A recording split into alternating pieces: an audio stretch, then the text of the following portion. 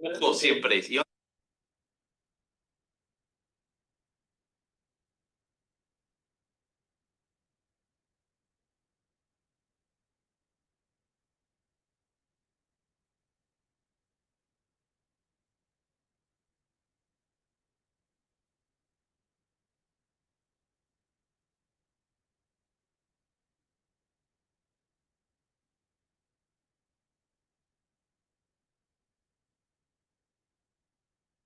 Buenos días a todos. Good morning, everyone, and thank you for coming on a Friday, just before lunch, to talk about an interesting subject that not often is discussed, but it bears relevance, especially in the past 15 years with the increased flow of migration, especially what people used to call South-South migration, but particularly Venezuelan migration to several parts of the Latin American and Caribbean region.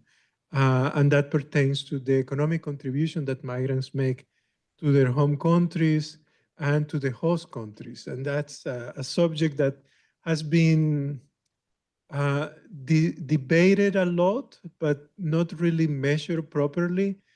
Even in the United States, I remember in the 1990s, we had George Borges discussing, to what extent migrants actually take money away, then contribute, and then he actually dropped the debate. There was a significant issue on it, but yet little discussed. So today we are pleased to have the findings of a study that the colleagues from Equilibrium Consulting conducted pertaining to the fiscal contributions of Venezuelans to the host countries' economies where they are working. And we're pleased to have our colleagues, Andrew Seeley from the Migration Policy Institute, Betilde Munoz, from director of the Department for Access to Rights, the Secretariat for Strengthening Democracy at the Organization of American States, and Laura Div, director of the Venezuela program at the Washington Office of Latin America. And with us, we have David Licheri, who is the director of Equilibrium Consulting. And I want to start by asking you to give us some of the key findings, los hallazgos del estudio, and get a sense of, what strikes you the most in these findings? Trying it? Yeah, perfect. Well, thank you, Manuel, and thank you all for coming on a Friday. I think it's, for me, a great way to close this week that we've been in the sea. Let me introduce myself. My name is David Licheri. I'm a Venezuelan migrant myself. I'm currently based in Lima, in Peru.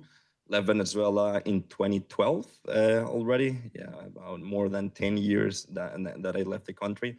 And now happily based in Lima, married to a Peruvian woman. So probably will stay there for a while. This study that we were presenting now is actually a work that we've been conducting for the past 5 years. So it hasn't been a short-term work. It all started in Lima, in Peru, where in 2018, 2019, it was like the hype of Venezuelan migration coming to Peru. We had, in a period of 1 year, about 700,000 Venezuelans coming through the borders, and most of them going to Lima. That meant about 2,000 people coming daily to the city.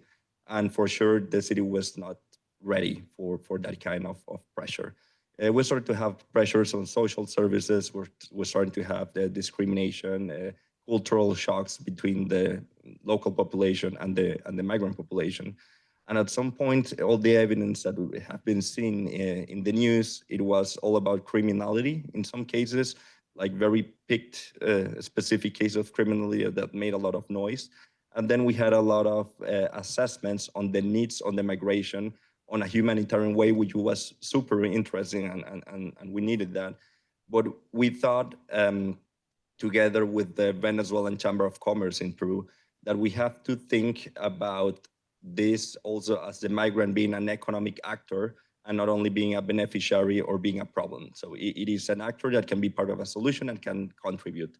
And then we decided to make this first study in Peru, where we gathered a representative survey of Venezuelan migrants and started to ask, okay, what are the contributions that they can make to the country towards consumption, towards income, towards investment, towards business generation.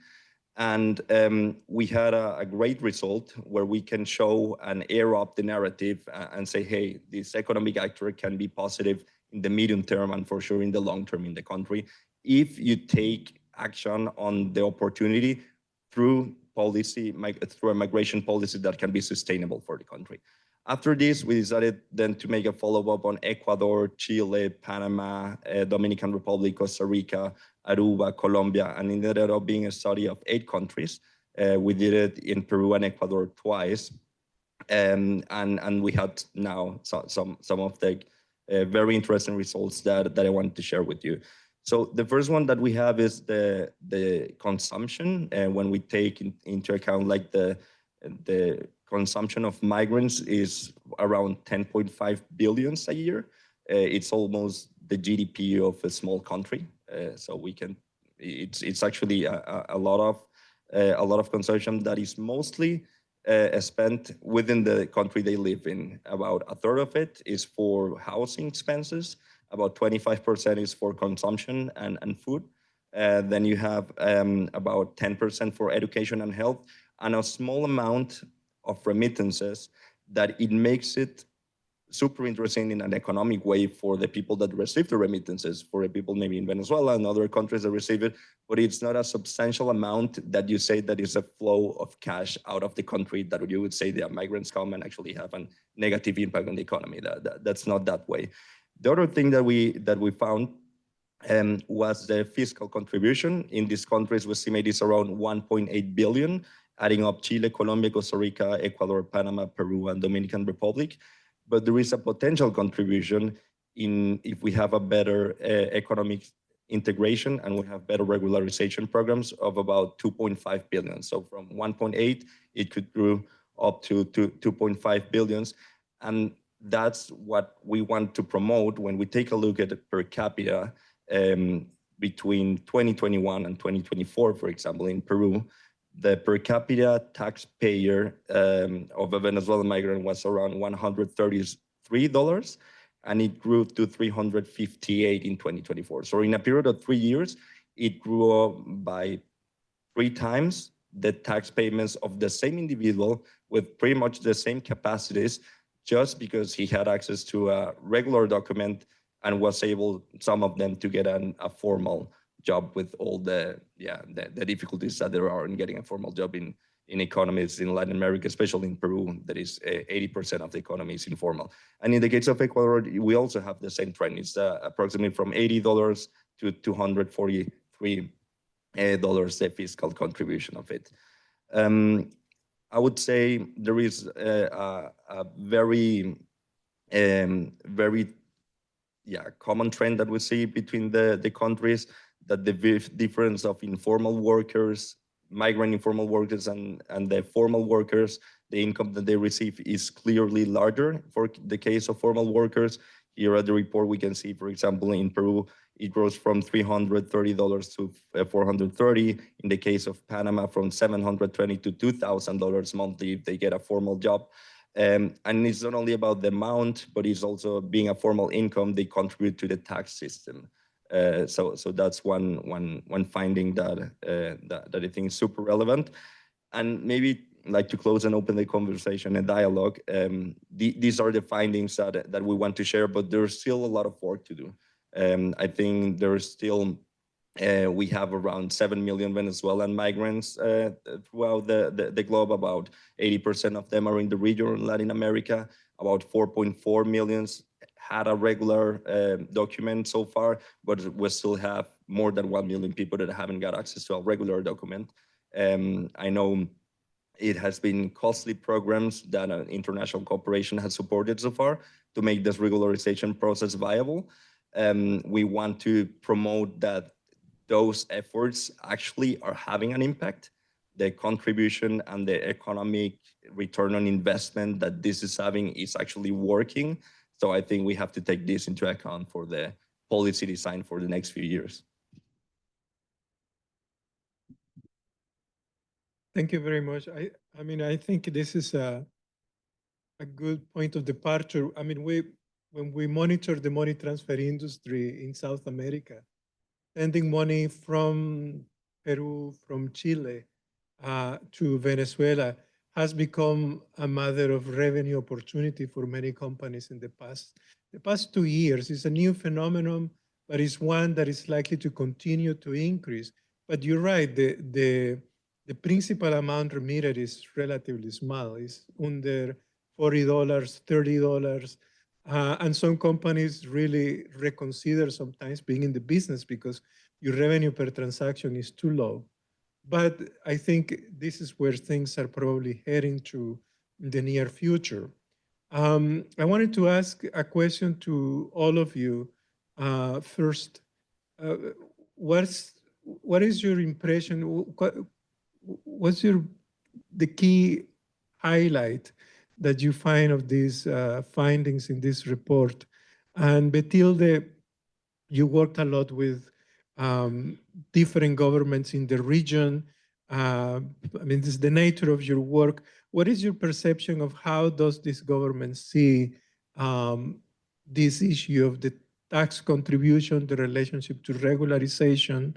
And Andrew, you know that also as part of your work, you notice that this is a trend that takes place across all of the countries in the region, and particularly it's not only about Venezuelans, but now we have nationalities from different places, Haitians in the Dominican Republic, Nicaraguans in Costa Rica, Paraguayans in Argentina, and the subject is there.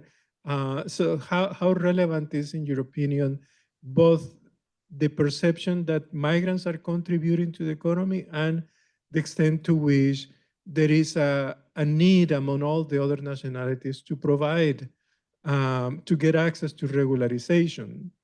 And Laura, my question is this what Venezuelans want first? I mean, to regularize themselves? Is this something that they are interested in, or is there something else? What is their ask, is one word to inquire to them? In my experience, the subject of regularization is very nuanced, very interesting, and it connects a lot with our Latin American legacy of legalism. But at the same time, I've been working on these issues of the informal economy, and we always talk about regularizing people.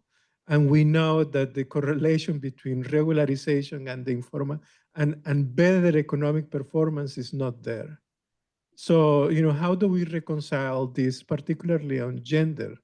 And this is something you may want to address too. So I leave it to you to take a few minutes. Betilde, Andrew, Laura.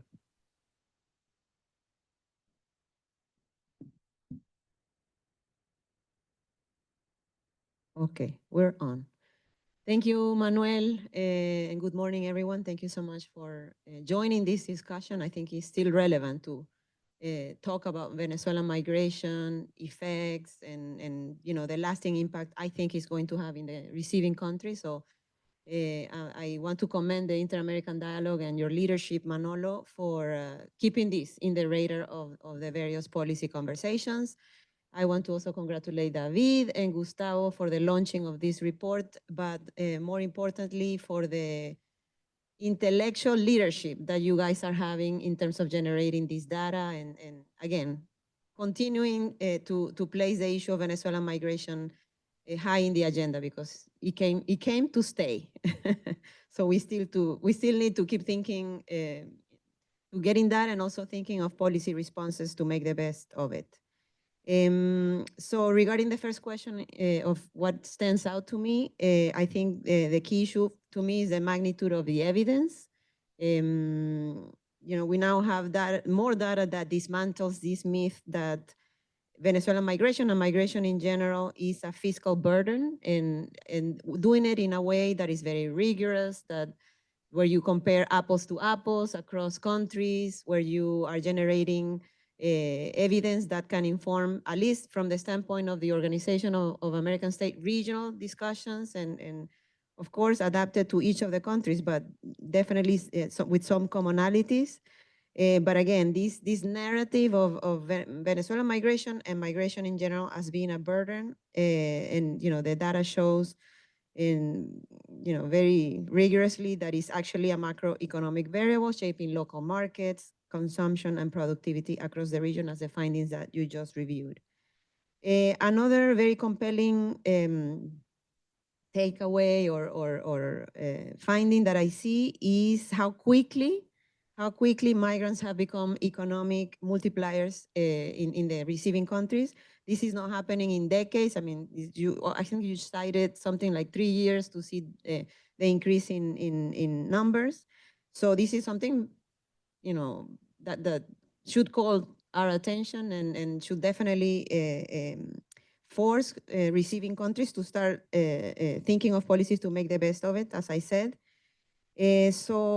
And especially considering the conditions in which Venezuelan migrants especially have been moving to other countries with very precarious socioeconomic conditions, sometimes with the impossibility of having their credentials recognized, their education titles also validated in the countries that they are arriving, and in context of such institutional fragility, and there's elements that have to do with governance, but also a lot that have to do with economic conditions in each of the countries. So I would say that this is definitely a couple of very important findings, and at least relevant to the regional conversations, issues that are relevant to the regional conversations that I take from the quick review that I was able to do of the report and your data. Now, regarding the second question, which is our experience at the OES working with governments and the connections that the study does between fiscal policy as well as migration policy, definitely what we see is that this is a crucial link that mirrors broader regional conversations around formalization, as a pathway for inclusion. As we have seen through the work at the OAS with member states, we see, and I think Manuel just mentioned it, regularization alone is not enough. I mean, I always say that this is the door to be able to access all other rights, and so it's definitely crucial, a stepping stone, but definitely it's not enough. Necessary because it creates a legal foundation for migrants to participate in formal economies, but is not sufficient to guarantee social mobility, access to decent work, as we know that migrants, as well as women, by the way, are overrepresented among those working in the informal sector. So, these are things that we need to keep in mind. Working for years, engaging with governments across the Americas, I would say that the understanding of migration as an economic and developmental force is still evolving, and we have this deficit of thinking that with regularization we're going to solve the problem, and this is not the case. We are seeing encouraging progress. If we think of some good examples coming from the region, we would definitely highlight this good example of integrating migration policy with fiscal and labor planning in Colombia, where this has been thought of as something that could transform what began in Colombia as a humanitarian response into a more strategic economic inclusion strategy. So this is kind of thinking smartly, smart governance, while also responding to, especially a few years ago, the inflow, very quick inflow of Venezuelans into Colombia and in such precarious conditions. So I would definitely highlight that as a good example, but of course there's still space for improvements. I believe that there's much to be done, and maybe Andrew can refer to this on integration in the medium to long term. I say in Spanish, creo que todavía estamos en pañales. We still are very incipient in terms of developing very effective integration policies. So this is something that I would highlight as something that needs to be improved at the regional level. I would say from the standpoint of gender, or a look at the same issues that we've been talking about from a gender perspective, I think this adds another layer of invisibility, unfortunately, across the region. As I said, women are overrepresented among those working in the informal sector. And imagine how it is when you have intersecting identities, women who are also migrant or migrants in the countries that are receiving. So, there's issues there or perhaps focalized, targeted policies, public policies that need to be developed, because here we see that the contributions to Social Security or through taxation are limited, not because they're unwilling to contribute, but because the system excludes them in the sectors that they occupy. So I think I will leave it at that, and then we can continue the conversation later. Thank you. Great to Tilde. Manuel, thank you for organizing this. And, David and Gustav, congratulations. We're huge fans of Equilibrium in general and this report in particular. So I was just remembering actually that back in 2020, that's what I was just looking up, I actually wrote something in foreign policy called "Will Venezuela's Loss Be Latin America's Gain?"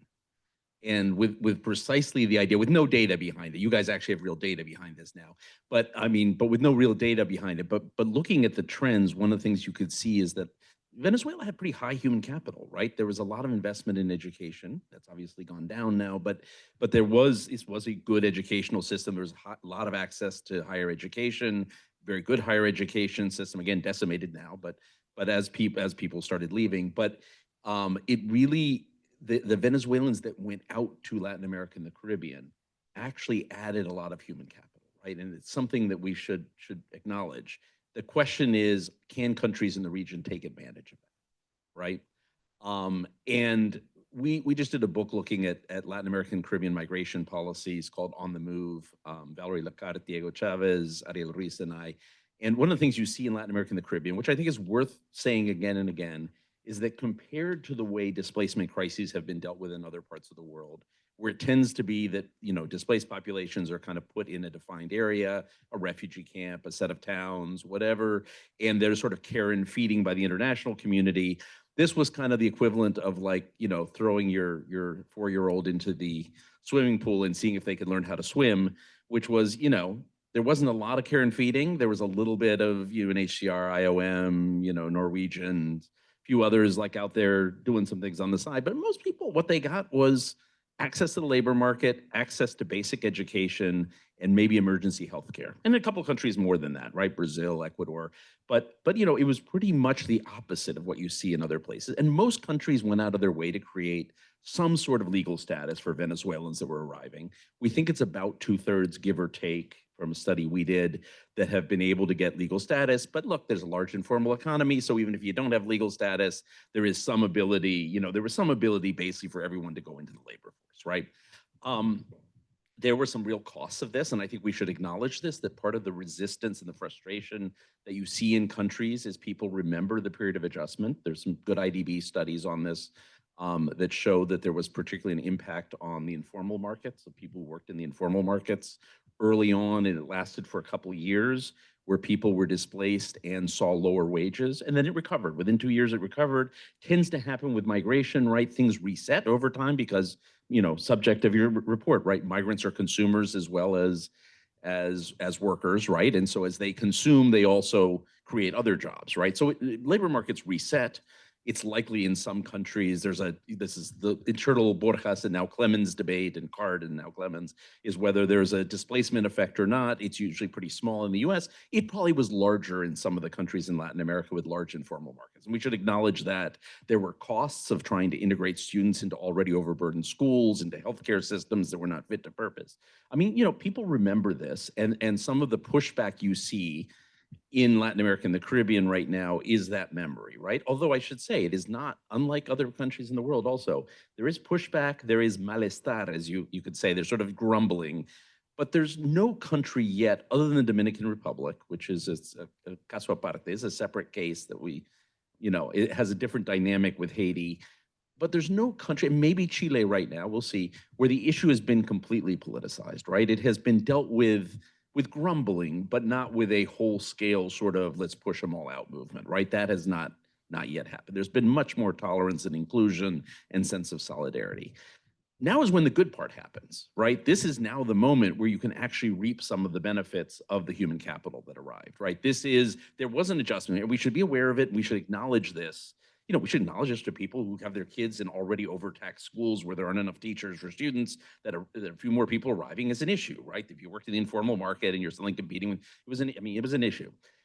But now you have a moment where you have people who are consumers, you have people who are workers, and I think it's worth pointing out that in most countries, you have a labor force that arrived from Venezuela, and I'll go to other migrants in just a second, but from Venezuela that is generally more educated than the native-born population on average. In Colombia, it's similar. They're probably the most similar, but when you get to Ecuador, Peru, and especially Chile, the numbers go up, right? The further away you are, Trinidad is different, it's slightly less educated, but, and Dominican is quite high again. I mean, the further away you go, Mexico and Costa Rica are very high, by the way, in Panama, the education level of Venezuelans is much higher than the native-born population. What has not happened are two fundamental things. One is long-term legal status in most countries. Again, some countries have, Argentina, Uruguay, Brazil, Chile, for the most part, Mexico, Costa Rica. For the most part, most Venezuelans have gotten some form of long-term legal status. Not true in Peru, Ecuador, and Colombia, right? Where people are generally still on temporary statuses. Some have gotten permanent status, but generally it's still temporary. One of the things we learned, Diego Chavez and Maria Jesus Mora, my colleagues, did a study with businesses in Ecuador and Colombia. They did a series of focus groups. And one of the things they found is that for businesses, it's been incredibly confusing to figure out who has legal status and when. That sounds anything like the United States. People right now trying to figure out what legal status their workers have and whether they have to let them go or not. I mean, it reduces the incentive that employers have to hire people, right? And so that has been an issue, and it's an ongoing issue. And as a matter of the early debate on Venezuelans arriving in these countries was a debate on solidarity and, the need to, have a united front. The debate now should be about national interest and self-interest, right? I mean, let's forget, I always think we put too much burden on immigrants on trying to think about what's good for immigrants. The question is it good for the country, right? And right now, in a moment of crisis, you can talk about what's good for people who are displaced and solidarity matters. But now, what should your national policy be? Well, if you actually want to reap economic development, this is the moment you want people to have long-term legal status, A, because they won't undercut wages of native-born workers, and B, because they are going to be able to move up and use their human capital, and employers are going to be able to hire them the way they would hire others, right? There'll be more predictability in the market, good thing. The other thing, however, is because of the education level, there are a lot of countries with huge needs. I've had more conversations with policymakers in Latin America, particularly about how could you use doctors and dentists and engineers and teachers from Venezuela, not in Lima and Bogota and Quito, but in the places where you really have a dearth of workers, right? And in part because professional associations are very reluctant to give up the monopolies they have, in part because policies lag, in part because universities aren't fit to purpose to figure this out, which is kind of the triangle that has to do something about this. There is yet a sort of major effort to try and recognize the credentials of people who have moved into these countries. And you can get creative. You don't need more engineers in Lima, probably. We probably never have too many engineers. You have too many lawyers, but maybe not engineers. But maybe you can't. Apologies to all the lawyers.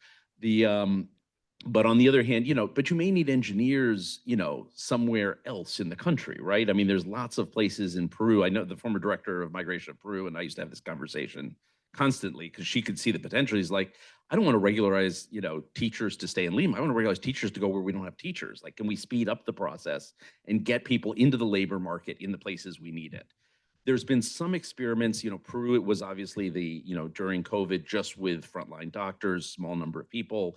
Chile is actually going through a little bit of a process with the new law where it looks like there's more flexibility. I haven't seen lately how it's working, but there is more flexibility for not the national university, but for the regional universities to approve people within their profession, which opens up the panorama. Quite often there's this sort of dominance of the professional associations with one university, national university, and then policymakers. There's kind of a triangle that doesn't want to let go.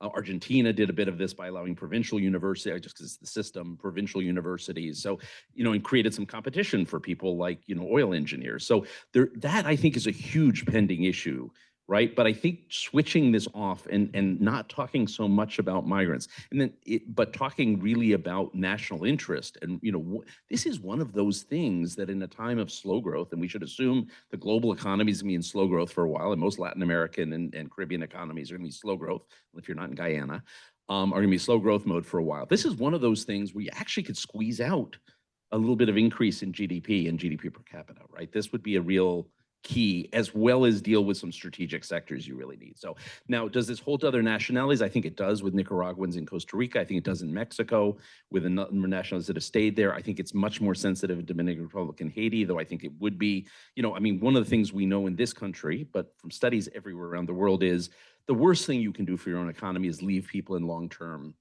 undocumented status, right? Because it creates perverse incentives for them to earn less money, to move in niches of the economy where they can undercut native-born workers, and you lose out on the wages and the human capital investments.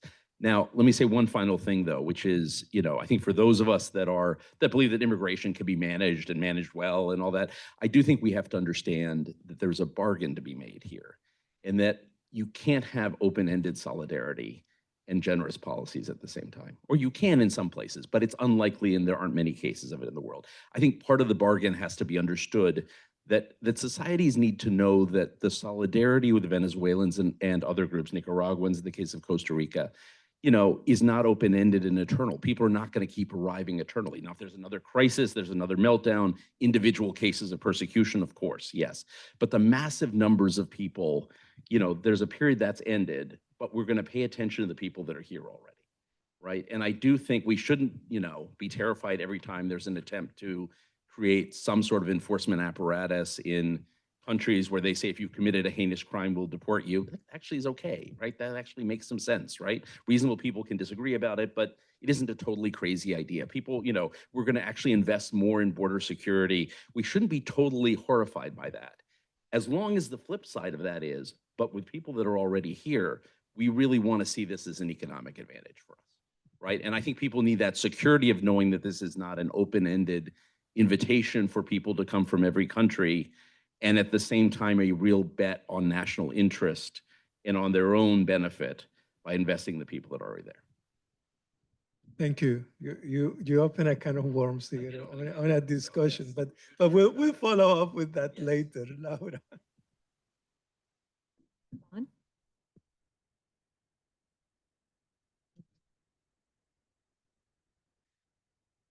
Okay. Well, thank you, Manuel, and the Inter-American Dialogue for inviting me to participate in this panel, and to the colleagues of Equilibrium, congratulations on this very important research. I'll start with a couple of reactions to the initial results, and I look forward to reading the complete report once it's out.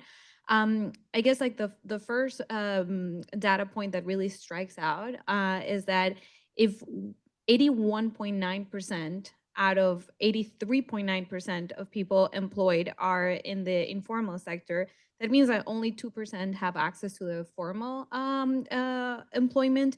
And that has an impact also in, as you mentioned, on the capacity of migrants to pay for taxes, but also in their own capacity to access, for example, health insurance and other benefits.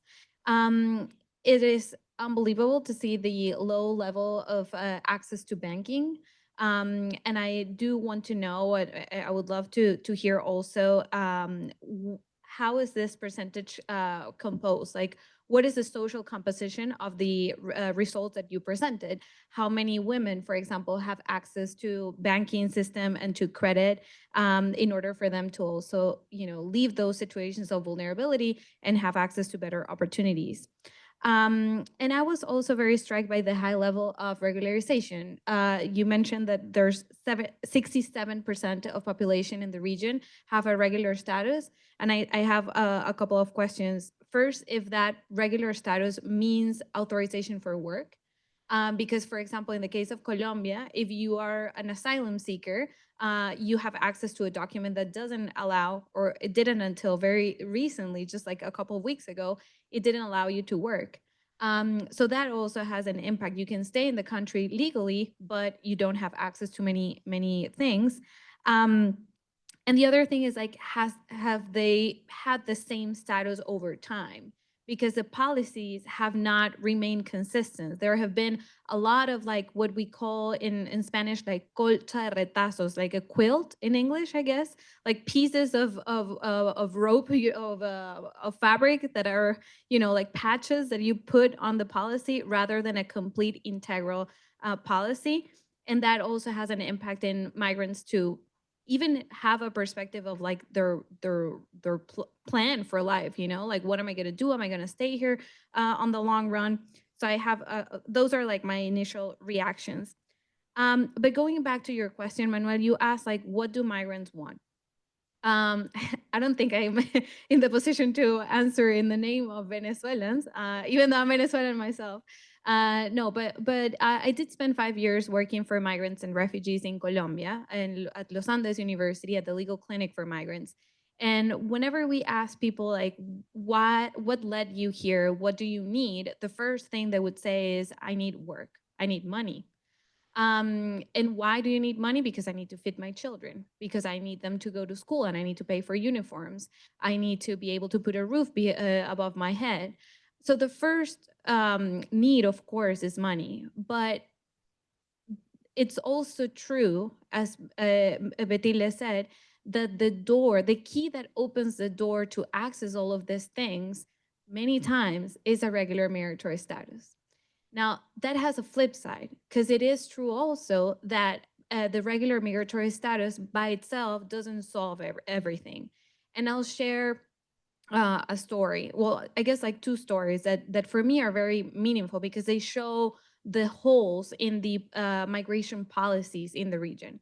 So the first one is that when the Estatuto Temporal de Protección, the temporary status of protection policy started in Colombia, they had to issue like resolutions and notifications to banks, to universities, to schools, to every institution to let them know that that was a document, the protection document, the PPT, was a document that people should accept, which is crazy because it was there, the legislation was there, but then they had to like go into like the banking system, and you had to go to schools, and you have to, kind of like create this mindset that the document exists, that it's valid, and that people should accept it.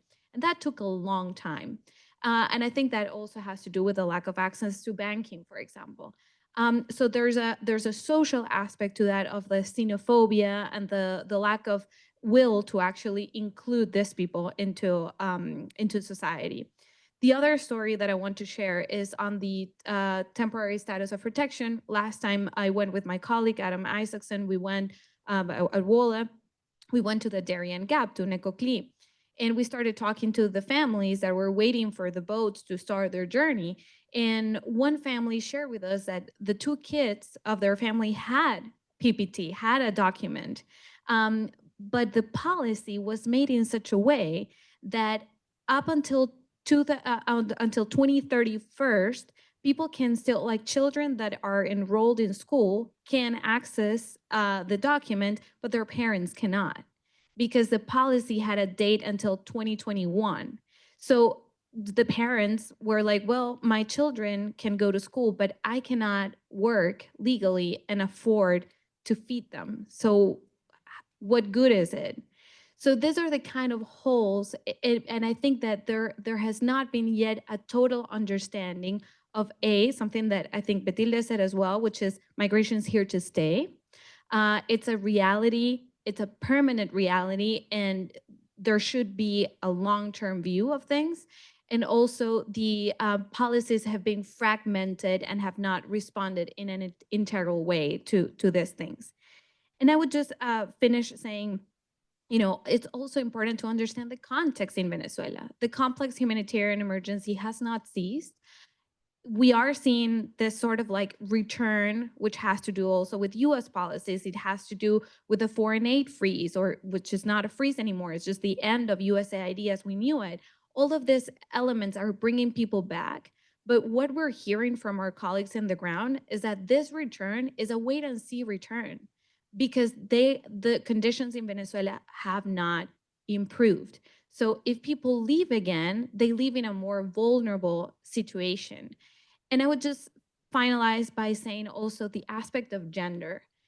Women need an attention to also their the overburden that they have in terms of care, because they're caring for their children. And this is also something that I saw in Colombia all the time. One woman would arrive to the clinic and they would say like, oh, okay, so this is my case, but don't worry so much about my case. I need to solve my husband's case, my brother's case, my children's case. You know, I'm in charge of my grandmother. My mom is here. You know, they have all this overburden. So policies need to have a gender perspective. So you also create these strategies to allow for women to have the support they need in a context of migration where they don't have their families, they don't have support systems, to be able to have the care they need for their children so they can work themselves in their professional development and have access in equal conditions to education and work. Thank you. As you can see, there is plenty of food for thought on this study.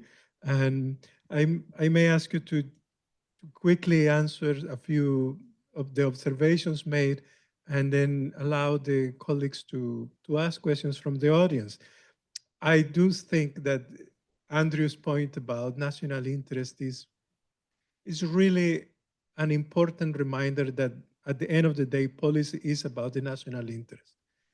My reflection is yes, and countries should improve reconciling foreign policy with migration policy, which is an issue that was very much missing all along when we saw the huge migration wave of Venezuelans, which we'll discuss later. I think we're going to witness a new wave of migration in 2 years or less. But you know, the study highlights key issues. One critical element that I think when we try to understand contributions of migrants or certain groups to an economy is the issue of productivity. And it's the elephant in the room, because migrants in the informal economy actually have a significant contribution to productivity in a country's economic activity that is not recognized and not measured properly. Because of the loss of wages that they are not making, they're actually creating more revenue for companies that are generating outputs. And I think definitely, I mean, it's important to really move one step beyond the regularization issue, because yes, 50 or 60% of Venezuelans, I don't think is more than 50%, are in regular status right now. Especially if we include the Venezuelans in the US, right now it's 90% in irregular status. But this 1.5 million Venezuelans here right now. But the issue is 50 or 60% may be regularized, but 80% are working in the informal economy. There is an issue of employability, of incorporating them into the local economy that we are not really paying attention. And I mean, the examples abundant in all of Latin America, you know, lots of problems where you see that you could deal with this. So there are definitely a number of issues. I remember we did a study in 2019, this is 6 years ago, similar to what you did, except the focus was, the focus of the study was to actually, we were in the workings of projecting a new migration wave that we already moved on. But the interesting thing was that in the survey, it was to Haitians, Venezuelans, Nicaraguans, 60% of Venezuelans said, we're here to stay. 6 years later, they are here. But the income improvements have been much lower than we'll have expected. And I think the regularization matters, but the broader incorporation issues are also important. So David, can you? Yeah, well, yeah, no, it's an easy task that I have here. No, first of all, I'm really enjoying the quality of the conversation. Like I would have to say, how can we like put a work of the past 5 years and many other topics within a 1 hour panel? And I think Yeah, you guys are making a great job about it. So thank you, Andrew, Matilde, Laura, and Manuel for sharing also this space together. Um, well, I think there are like many crucial things that we have to take into account. First, as you said, Manuel, and you repeated as well, the regularization is the minimum requisite that we have, but there is still a lot to do after that when we think about integration. And Laura mentioned we have to make it more simple. So if we think about special documents for each case, um, the examples of the banking system, when they issued the first documents for Venezuelans, it had one more digit, and all the banking system didn't allow that digit. So it took about 1 year for Venezuelans with that document to open a bank account. So it's like thinking about that. It makes that in terms of policy, once you think at maybe a national level, and I know these numbers are thinking at national levels, we have to also think from the learnings that we have on the side and on a local level. How can we make it more simple so that this return on investment that we're already seeing and we're taking at the countries are taking advantage of it can be even larger. Regarding productivity and human capital, I would say Andrew mentioned that the proportion of educated Venezuelan migrants might be larger than the proportion of the receiving economies. But I would say also, being a Venezuelan, it's the proportion of Venezuelan migrants in terms of education level is way better than the Venezuelans that stayed in the country. So the human capital that the country lost is huge. And the problem with all capital structures is that if you don't take use of them, they depreciate.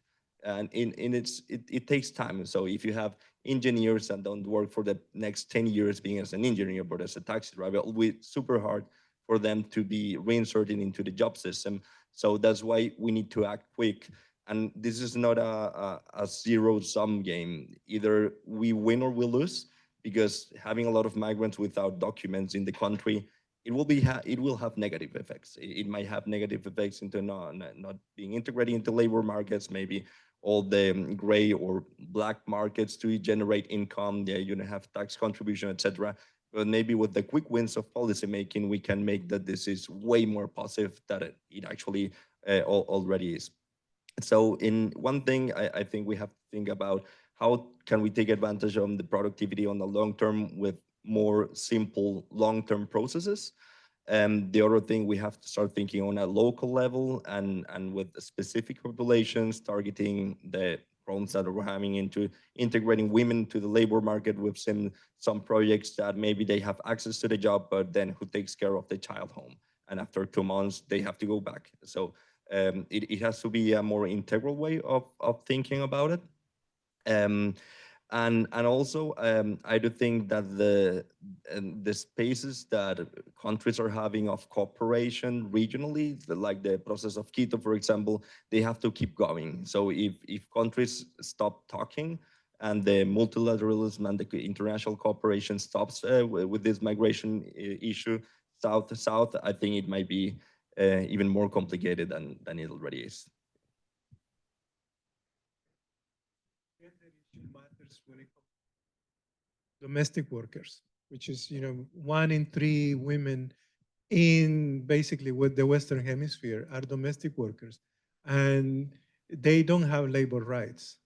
I mean, this is where regularization is just one issue, but there are other issues that we really need to address. I want to open the floor for you guys. I was gonna throw it. Hi, thank you very much. And Marta Guerrero from Refugees International, and congratulations to Equilibrium. I'm a big fan of your team, and this report is not only necessary in this time of history that we're finding ourselves. And I'm going to do a little bit of a self-promotion of a report I just published as well, which the idea of it was, now that we're here, was to study MDB financing to the Americas in migration. So by MDBs, I'm talking like World Bank and the Inter-American Development Bank. So what are they funding? Where is the money funding, and how effective it is? And we started doing the study last year. And then this year, earlier on, I don't know if you heard, there were something called like aid cuts happening. You know, this agency, very big one called USAID, was dismantled, and PRM, which was another one, kind of like virtually dismantled in a way, which is affecting and will affect how we invest not only in regularization, but labor market access and any development type of initiative and in any sector. So one of the key things I wanted to mention is like the importance of thinking of who's gonna fund this, right? Like right now, because we're seeing this report is separating the pillars on the economy, but we have to think about like who's funding access to regular status, who's funding access to jobs, like credentialization, like, you know, access to credentials, the work that we really have to do with universities to ensure that doctors can be recognized in these foreign nations, the work that we have to do to ensure that, especially even humanitarian work, that often we're like, oh, we have to move past humanitarian work, but if people don't have a roof, if you're closing the shelters, then there's no possibility for people to even consider to work because they're on the streets and they're living day by day. So one of the important outcomes of the report that we found was we divided in sectors. So one of them was like access to regular status. The other one was economic opportunities, access to national public services.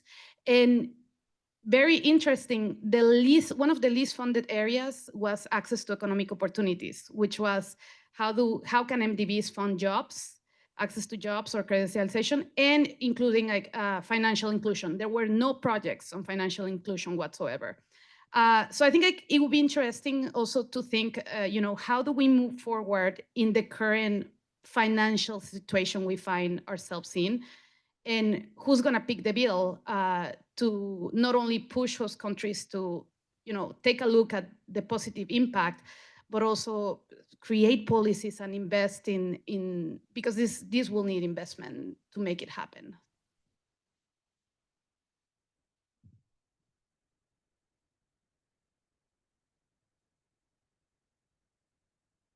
Hi, good morning. Great session, really appreciate it. My name is Brian Naranjo. I'm a retired Foreign Service officer, dedicated about a third of my 32 years in Venezuela. Just came back from Mexico as well, where I was up to the eyeballs constantly in migration issues and whatnot. I'm really blown away by the numbers that you've come away with for these 8 countries, but there's 2 giant lacuna in the formula, of course, Mexico and the United States and whatnot. Totally take Andrew's point here about the qualifications many Venezuelans have.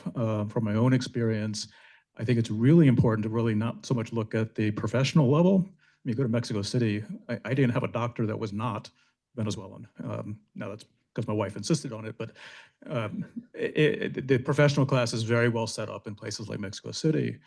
But if you go up into Guadalajara or Monterrey, go into Coahuila, I remember the governor of Coahuila insisting on opening migrant integration centers for UNHCR or ACNUR up there, because the trade workers are much, much more skilled than the Mexicans are. I'm talking electricians, very skilled IT people, welders, people coming out of the oil industry in Venezuela and things like that. Do you have any at least initial observations of what's going on in Mexico or even here in the United States? Or maybe this is something, Andrew, in your work you're seeing a little bit more of. Yeah.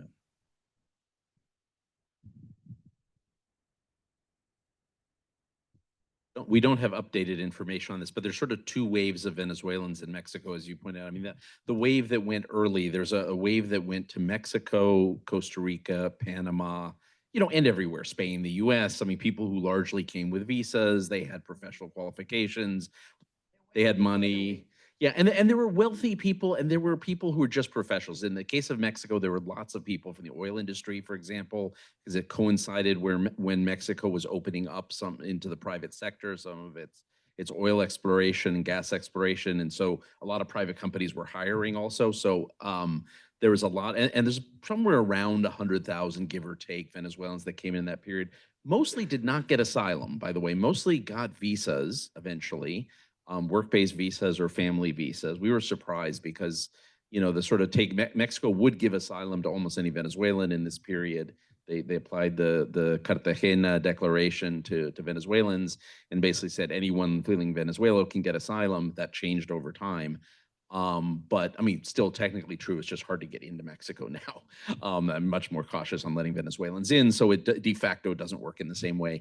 So, but early on, so that group did fairly well. Not always initially. I mean, there are lots of Luciana Gandini, who followed this very closely, talks about how many Venezuelans, even though they were legally present or they were in the process of getting a visa, were still contractors of contractors, right? They were being paid under the table, or they were forced to buy their formal sector contract, even though they were going to actually make much less, and part of it. So there was lots of things that happened that were not as seemly as what it looks like on paper, right? But overall, they did pretty well. The other group is the group that is more working class, lower middle class, some of whom have professional degrees, but a lot of whom are in the trades, who came trying to get to the US, and then a bunch of them stayed in Mexico, and has had more modest success, but seems overall to be doing okay. Same with Haitians, by the way. And, there's discrimination against Haitians, and, but there is also, kind of a cachet around Haitians being great workers. And I've heard this time and time again, actually in multiple places in Mexico. It's kind of incredible. There's both kind of this sort of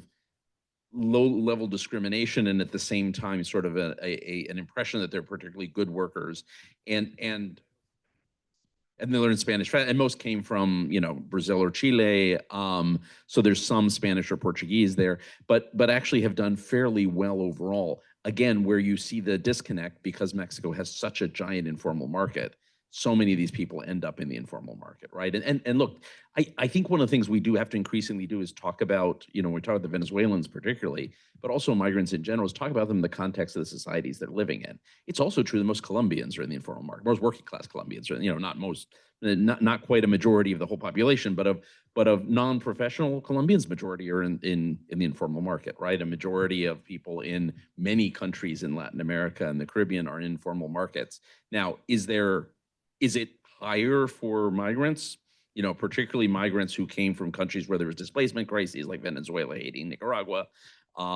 Yes, of course, and it's a longer lag time, but we have to also be careful and only plan around the migrants, because the pushback from a lot of people is like, yeah, me too, or they're in the worst schools. Well, yeah, same thing happens to a lot of the, there's a lot of commonality. There is obviously a penalty for being a migrant, but it is the same basket. So I think the more we move towards thinking about national interest, recognizing that there especially is not the funding that would have gone, that, as Marta was pointing out, to have actually helped the transition, the more we think about in terms of national interest in the broader group of people, the better. Any other questions?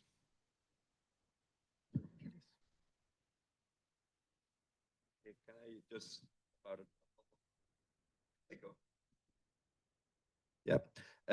Yeah, we haven't done the economic study in Mexico. Well, I've seen the report. We tried to push it for a couple of years, but there was in the agenda we prioritize these countries. But I couldn't agree more with what both of you said. We just some more anecdotal things. There is a Venezuelan Mexican Chamber of Commerce that is based in Mexico City. And you see there are a lot of representatives of Venezuelan people in large oil companies, construction companies, engineers. Exactly, this is not very known, but the founder of, I don't know if you know, Kavak is the largest startup in Mexico now. It's founded by a Venezuelan guy who came with nothing actually to Mexico. No, he a marketplace for buying and selling cars. Yeah, so he's Venezuelan, for example. He's one of leading these initiatives. Yeah, Kavak. So we've seen that probably taking a look at the trends, as you mentioned, in Central America, you have a lot of Venezuelan businessmen, the banks like Banesco, Mercantil, that open their subsidiaries there. Then you have companies in Colombia like Farmatodo, which is one of the largest pharmacy retailers. In Mexico, you also have these high-skilled workers, some entrepreneurs that went there. And of course, a lot of labor force, because we're talking about mostly young people that are willing to work. So probably we'll see also the same trend regarding the results, and hopefully some point we're able to make a study there in Mexico too. Yeah, I wanted to add a couple of very short things. Marta has a very important question about who's going to pick up the bill. And I just wanted to say that in the case of Venezuela, it's important to see not only what happens in receiving countries, but also what's happening inside Venezuela. The US used to be responsible for 52% of to cover the humanitarian response plan in Venezuela. Currently, the US is adding no more than 2.5% to that humanitarian response plan. So we're going to see also more people leaving from Venezuela, and again, our partners in Venezuela that are documenting the complex humanitarian emergency, who, by the way, had to close the website due to fear of political persecution after the July 28 election of last year. They also foresee that between 1 and 2 more million people could be fleeing in the next year or so. So it's again, you have to look at the country conditions and then what's happening in the countries arriving or receiving these migrants.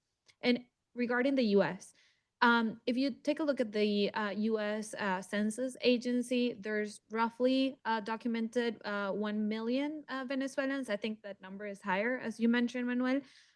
But out of that number, 600,000, over 600,000 had TPS, and 1,000 and 1,700 of what, sorry, I'm bad with numbers in English, but over 100,000 people had humanitarian parole. So that means that over 70% of Venezuelans in the US had a regular migratory status.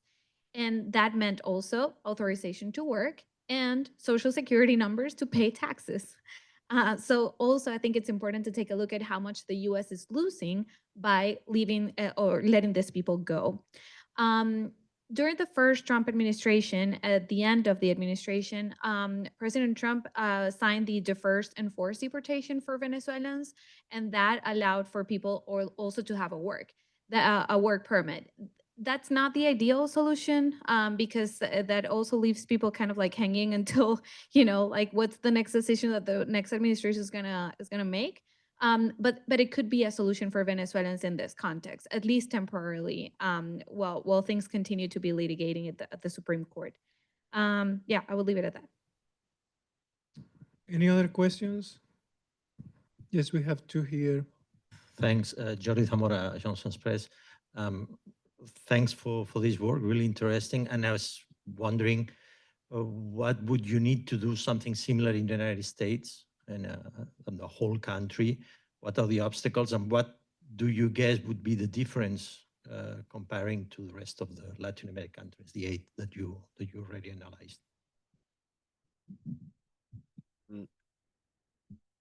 Yep.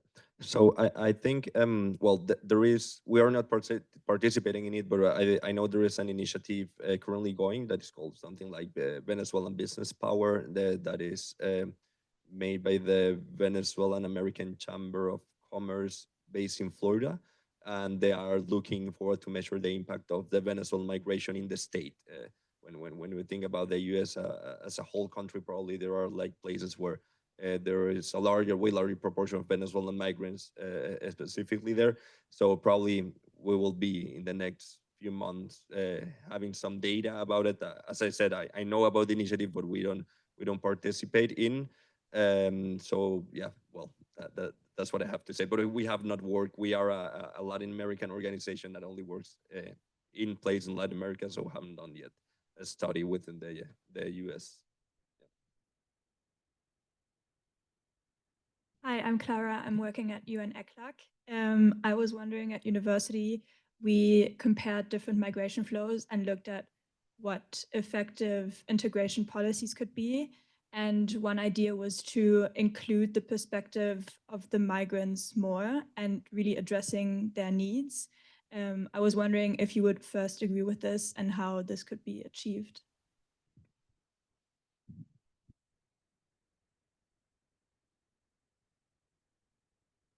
I mean, like including more the perspective of migrants and refugees Well, yeah, I think in the case, I will speak about the case of Colombia. They established like the mesas migratorias, where they would have people from civil society included into those discussions. Then in 2021, the law of immigration policy was adopted But regrettably, for example, the chapter on that law on socioeconomic integration was never what we call in Spanish reglamentado. It was never then, you know, like it had to have like further development, legal development, and that never happened. So I think it is important to map first who are the members of civil society that are there. And it's not always just international cooperation or local organizations receiving migrants. It's often also migrants creating their own NGOs, their own organizations to support their people. And they really know what is best for the migrants and what they're looking after. So I think first, like mapping out who are these organizations, also in this inclusive perspective where you also include the intersectional perspective where you have especially the view of women as well in this context in which we see like more inequality towards this vulnerable groups, but also being aware of not just checking the box and be like, oh, well, we consulted with civil society, then, you know, we did that. It's like, how do you actually include them into those policies? And I think part of it has to do with having migrant organizations or migrant-led organizations be part of the implementers of those policies in the countries. But I think that we're in a more complex moment for that. There used to be, I think, in the past like 5 years, more understanding of the needs of migrants, more intention to work regionally. And I think that in the past years, we've seen like countries move away from that perspective, put more barriers, including, for example, like requiring visas for Venezuelans or not accepting documents that are expired, which is something that, you know, there was a lot of advancement on those issues, and now we're kind of like seeing a step back, and that also has to do, I think, a lot with the lack of international cooperation. If I may add to what Laura is saying, at least from the perspective of the OAS and the work with governments of the region, I think that has become a very good practice. At least from my experience, you could also confirm this. Most countries that are trying to respond with effective policies to the arrival of migrants and refugees and displaced persons have established processes for or to be able to hear their concerns and also their proposals in terms of solutions. You mentioned the one in Colombia. I could also quote or cite the case of professional associations in Argentina that are very well organized and have been able to engage with ministries or relevant ministries to develop policies, for instance, for the recognitions of their degrees or for them to be able to engage with the private sector in order to be fully included in the labor market. So there's very interesting practices happening that include, the demand of migrants themselves trying to engage with those developing policies, but also a willingness on the part of the governments to hear not only what concerns them, but also proposals for solution. And I think this also has a replica at the regional level, which is more my expertise. We at the OAS, but also other colleagues at IOM or UNHCR are leading regional migration processes in which members of the countries of the region and those engaging in policy meet and share what's working, what is not, what data do you have that may work for me, how do we coordinate policies and things like that. But more and more, at least I've seen this, I've been working on this for 10 years, and maybe 3 to 5 years ago, there has been an intention to include civil society and migrants themselves in those conversations. So I would say that at this point it's becoming the practice, and hopefully we continue with that and raise the cost of going back. Let me support what Batilde said on this. I mean, I think this really is and actually what you said as well. I mean, this really is, Laura started off on this. I mean, that really is a very organized group of migrants, refugees, displaced people. You use the term you want, but part of this is because you had a group that moved first that was more middle class, but actually was very involved and were professionals, but then actually made a commitment to work with those that were coming next. part maybe survival in Venezuela. Laura, you would know better than me, survival instincts and the ability of people to band together. But it is really impressive, particularly with Venezuelans. But it's also true actually of Haitians, even though they often are less engaged with the policy system, how much they're engaged among themselves in places like Chile, Mexico. It's also true of certainly of Nicaraguans in Costa Rica. It's impressive that the organization of Nicaraguans in Costa Rica is a whole other level. It's really fascinating. But there is an ability in most countries to actually reach policymakers at a pretty high level. Like, I mean, I can tell you from talking to migration directors and people in the foreign policy establishment, education ministries, they talk to the Venezuelan community. I mean, they do because they have to, because they have people that are really savvy, some of whom are citizens of the country, some of them have been there for many years or married in. They're influential. It's quite impressive, actually. So I've been, and I should say that Betilde played a really decisive role, an important role early on. Yes, I have to say, in helping, some of the organizations get together and become an international coalition. You helped pull together the first meeting. They always recognize that with you, and I think that was very insightful, helping people move beyond their local organizations and their national networks into something much more global. Can I say something negative though? Yeah, just about Betilde. No, not about. Never say anything negative about Betilde. Allowed. Not allowed. No. But let me tell you what worries me, and this is in the future, and I think we just need to be aware of this. One of the, we're sitting in Washington, D.C. right now having this conversation. Policies in the United States have shifted really quickly, right?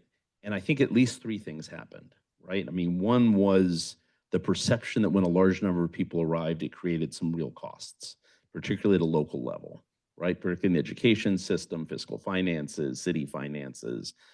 Second, this lack of control of borders. And I don't think we should underestimate how much people actually care about borders, right? It's less true in Latin America. It's, the United States, more developed countries, this seems to become more of a debate for whatever reason than in countries that are still emerging economies. But we should expect that most countries head that way. It is part of the system, the global system we've created. People care about the boundaries and their ability to decide who comes in. And third is identity politics, in the sense that our culture is changing too much. And when we were doing our book, we interviewed Felipe Munoz, who used to be the border czar, the migration czar of Colombia, who was a good friend, and many of us here. And Felipe had one of, I thought, the most astute comments, which he said, the difference between Latin America and the United States and Europe on this is that there isn't the same identity politics, right? The Dominican Republic, Haiti is a different example. That's the exception that proves the rule, right? Where there is identity politics, right? And Dominicans and Haitians define each other, against the other, and there's a history there, and race plays in, and there's all sorts of things there. But it isn't generally been true in Latin America. This is not to say you couldn't get that same perfect storm in Latin America and the Caribbean, right? And I think one thing, this is why I keep coming back to national interest and thinking about this in terms of what's good for the countries. And I think your report does a great job of pointing out why this matters, not for Venezuelans, I mean, yeah, we care about that, but that's not a winning argument in, you're not going to go to the Congress in Peru and win the argument over that, right? It's why it matters for Peruvians, why it matters for Colombians, why it matters for, people in Aruba, I think is in there, right? Why it matters, for Dominicans. This is good common sense. And I think the more we remember that, and this is why I worry about future flows also, right? I think something like that could tip the balance in this. The fact that Latin America has not had the same sort of politicized politics around migration does not mean that it can't happen. I don't see it happening right now, except maybe in Chile, but I think we should be aware that it's a latent concern, and then all bets are off. Yeah, I will say it's a little bit more than latent. I think in some countries it is becoming more apparent, and one of the areas where this is happening, and it relates to your question, but one of the issues is many countries are formalizing papers, but not providing the access to the labor market through formal channels, because the local economy doesn't have the capacity to absorb the local labor force into the formal markets. But what is happening as a result of that is that there are more grievances in the population, that their informal economies are not lowering. Colombia, Costa Rica, but you see more migrants taking over the informal economy. And I mean, the political debate in Costa Rica and Guatemala over migrants being a burden is growing. And it is concerning because then it's becoming, at least in Costa Rica, an issue of identity politics, and even Guatemala, which is a multicultural, multi-ethnic place, where they see Colombians and Venezuelans there. And even Nicaraguans who are Central Americans, they are being now seen with a particular eye. And that brings up the question you raised about, part of integration includes the input of the diaspora. In my experience, one of the major deficits that we see is that there is no engagement between the diaspora organizations with the civil societies in the countries. And I see it particularly in the case of Nicaragua. There are more than 200 diaspora groups in Costa Rica, but they don't talk, they don't even know as much the widespread organization work that exists in the civil society. And the same thing, I see it in Colombia, and I see it in Chile in particular, which Chile has a vibrant civil society, and no hablan entre ellos. And if you don't talk to each other, your social capital does not create the conditions for political clout. And this is a real challenge. Before I close, I just want to mention one thing about the foreign aid issue. There has been a conceptual problem in the development theory and the development crafting of development programs, and it has focused predominantly on non-economic matters. I mean, I collected data for 14 years for 20 years of development assistance countries, and particularly with US foreign assistance, and only 10% of foreign assistance went into economic issues. And most of the flow of the money went into agricultural economics, which is sort of counterintuitive approach because the intention to migrate is higher among people in the agricultural sector than in the non-farming activities. But in any case, this is a fundamental issue of development economics that hasn't been addressed for 60 years since the takeoff theory. But I think this is not, in my perspective, integration is an issue that should not be funded by the international community. It should be funded by the private sector, not only by governments, but by the private sector, because they are the ones that make money.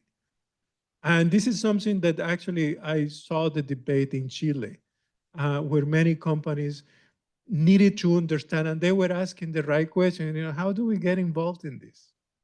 So we have 7 minutes, so. Hello. The first question is from George Bodie, and he asks, given the increasing migratory pressures in Latin America, what coordinated mechanisms, if any, exist between Venezuela's neighboring countries and smaller Caribbean states like the Bahamas to manage spillover effects, especially in areas like healthcare, labor markets, or remittance flows? Should there be a more formalized Caribbean engagement in regional migration discussions?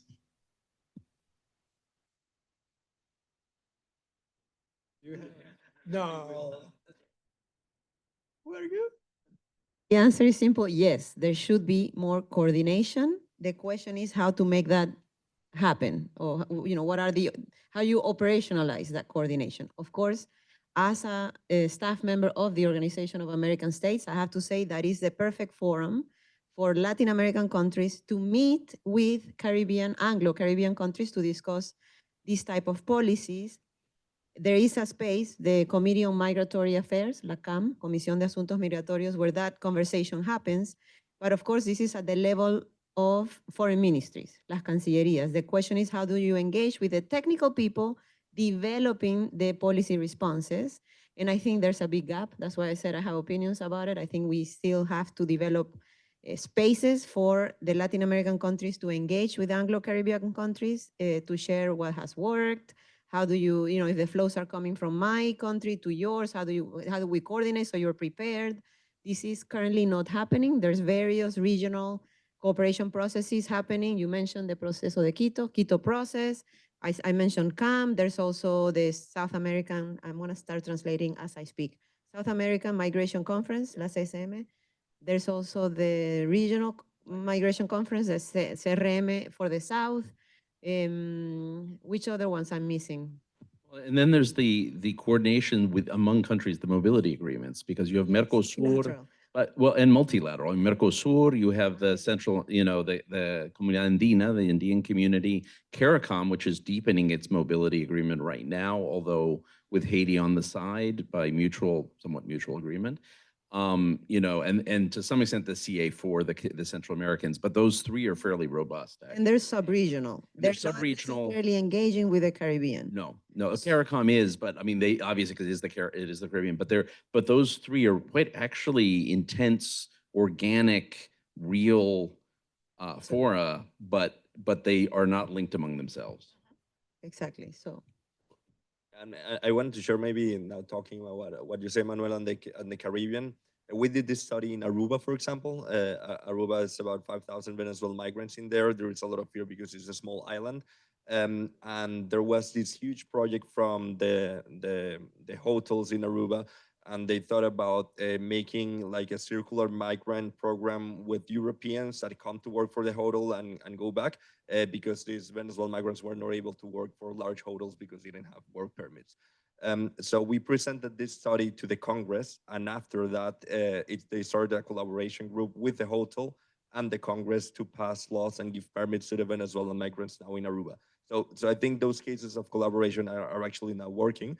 In the case of Dominican Republic, I think there is that great case that you have private sector, a Venezuelan businessman in his mall that is called the Sambil, which has a lot of people going and visit it. They put them migration offices, and they hired only Venezuelan people through the civil society to register all the process of regularization. So it was Venezuelans like taking the data from Venezuelans to get their first permits.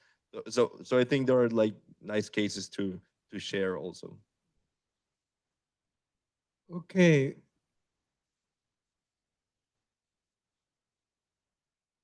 From Juan Antonio, he asks, in view of a probable turning point in Venezuela, recovering freedom and democracy, how do you foresee the return of migrants to Venezuela, given structural changes in economic reforms that may appeal to Venezuelans to leave their host countries and return home?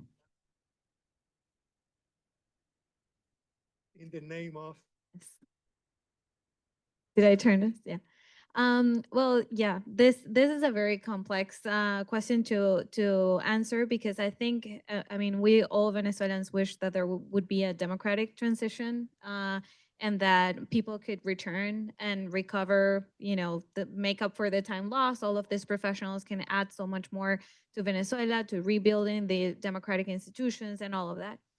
But at the same time, I wrote a chapter on like what could be the role of migrants and refugees in building a transitional justice mechanism.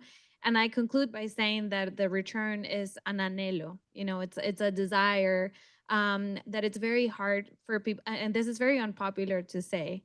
But the reason why I say this is because I'm not sure that a lot of people will be able to return in the short run, because they have lost everything, even like their livelihoods, all of the things that they had, they lost in order to migrate. So some people won't have what to return to. And the families have also grown. People have, built families in another country. You married a Peruvian, So those elements need to be taken into consideration. And also, there will have to be a period of time for a transitional government to create and implement policies to facilitate that return. So that means, if you got a degree abroad, then how is that going to be recognized in Venezuela? Access to credit also. If you lost your house because, in the context of Venezuela, in an authoritarian government, some people left their houses and those have been taken by the government. So how are you going to recover those? I mean, there's just a lot of things to consider. And I don't mean this to be, you know, a dark, hopeless person. No, I think that those are issues that we need to think about. But I also kind of want to put into perspective this idea that everyone will return immediately to the country. Because the the complex humanitarian emergency in Venezuela is very deep. The collapse of public services is something that will take some time to rebuild. Thank you. Muchos anhelos, Laura. I mean, I can tell you the experience of migration return from Central America after the civil wars. It didn't happen. And it didn't happen because there was a lot of anhelo, you know, the wanting to go back, but really you had roots, you didn't have possibilities of return because of the confiscation of property, for example, or the loss of property during the wars in El Salvador.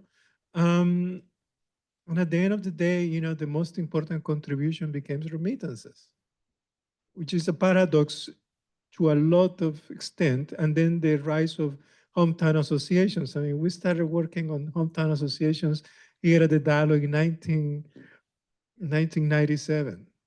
And that was the byproduct of people who wanted, once they realized that I wasn't going to go back, at menos que me entierren. That's what they said. And they started raising money to build, to reconstruct the cemetery, and then the church, and then they went to the schools. But I mean, it's a tough reality, and people know it. So any final thoughts? The audience?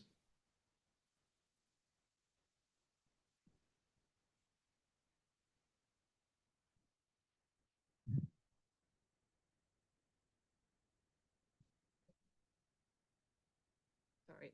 My question actually has to do with remittances. And at the beginning of your talk, I think Manuel briefly mentioned that that they're quite low to Venezuela. And I was just wondering if you could say a little bit about that and why that is the case, and maybe a little bit about the mechanisms of sending money home. Great. Oh, David. Yeah, so I think there are two things. First, the reality in Venezuela has changed. The $100 that were sent before were way more valuable than the $100 right now. So Caracas is way more expensive than cities like Lima, Bogota, Quito. I would say it's more prices about Panama, San Jose, Costa Rica, maybe Chile. So it is an expensive city. So when we see at the income that the Venezuelan migrants are throughout the region, yeah, the amount of money maybe doesn't make the change that it used to be. We do see more remittances, and that's not within the study, maybe from the US to Venezuela or from Europe to Venezuela. That's where probably the trend is, right? And so I'd say that's one thing.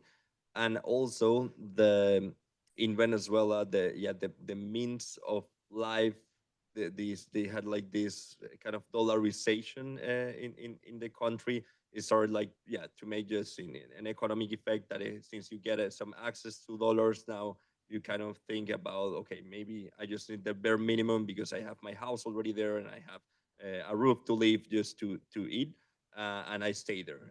So that's kind of the effect that we've seen in the past 4 years. I will say there are three main reasons. The first one is that income, purchasing power. The average income of a Venezuelan in South America is under $400. So you send about 10% when you can. Second, Venezuela, like Cuba, has had a serious foreign exchange rate problems. And until 2 years ago, it sucked to send money to Venezuela in whatever currency, in dollars or exchange, etc. So people wouldn't send.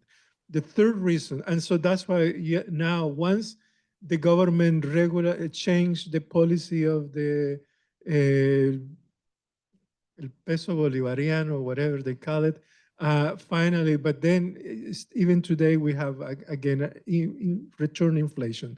But the third reason is marketplace. Money transfer companies didn't see a revenue opportunity to be in the business because $40, to send $40, they still had to change at an operating cost of at least $2.50.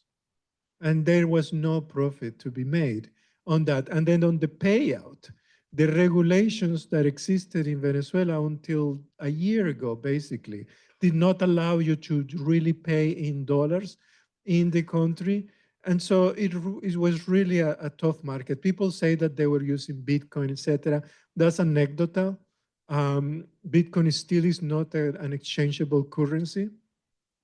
But the market is growing, the demand to send money is growing, and I think next year there will be more remittance marketplace originating money even from the United States and from other parts, from Chile definitely, to Venezuela. The question is, will that develop into, the politics of it?